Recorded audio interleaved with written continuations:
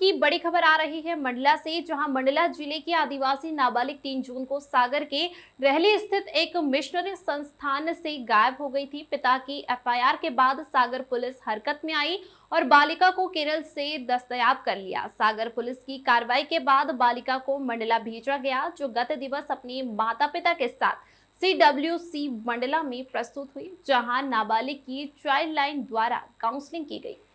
Counselling के दौरान बालिका ने बताया कि मुझे किसी परिचित के द्वारा पता चला था कि सागर जिले के रहली में एक चर्च में खाना बनाने की जगह खाली है, तो बालिका के पिता उसे सागर के रहली में स्थित एक मिशनरी संस्थान में छोड़कर आ गए, जहां पर वह बालिका 20 से 25 लोगों का खाना अकेले बनाती थी।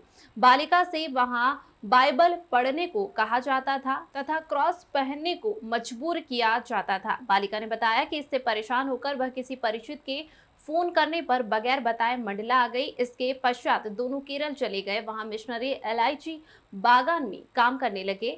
आज मंडला में बाल कल्याण समिति में अपने माता पिता के साथ प्रस्तुत हुई। इस बीच बाल कल्याण समिति के सदस्य योगेश पाराशर, आशीष मिश्रा, किरण ठाकुर उपस्थित रहे। पूजा ज्योतिषी की रिपोर्ट।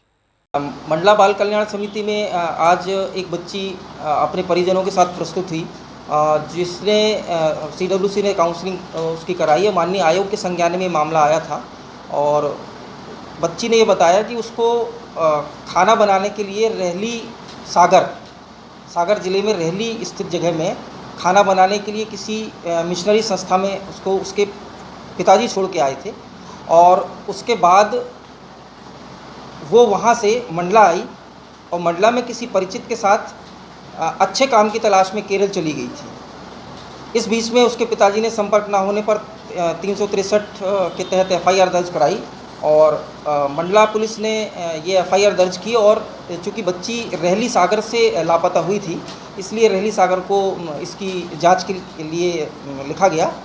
बच्ची को केरल से दस्तयाब कर यहाँ प्रस्तुत किया गया है। CWC मंडला द्वारा बच्ची की काउंसलिंग कराई गई। आगे किशोर न्याय अधिनियम के निहित प्रावधानों के अनुसार जो कार्रवाई होती है वो बाल कल्याण समिति द्वारा संपादित की जा रही है। देखिए, बच्ची ने जो बयान दिए हैं, बच्ची के पिता ने जो बयान दिए हैं, उसके आधार पे बच्ची एक मिशनरी संस्था में गई थी जहां उससे काम लिया जा रहा था। बच्ची ने ये बताया कि उस संस्था में उससे ज़रूरत से ज़्यादा काम लिया जाता था, वो वहाँ परेशान थी, इसलिए वो परेशान होकर यहाँ आई थी। इस पर 2 केस जुड़े हुए हैं। दूसरा, पहला तो वो रहली संस्था से मंडला आई, फिर मंडला से जब वो केरल गई है वो किन परिस्थितियों में गई है, किसके साथ गई थी और कौन कौन लोग शामिल थे, ये जांच का विषय है, जिस पर जांच चल रही है। पुलिस अपनी कार्रवाई कर रही है, प्रशासन अपनी कार्रवाई कर रहा है और किशोर न्याय अधिनियम के तहत बाल कल्याण समिति अपना काम कर रही है।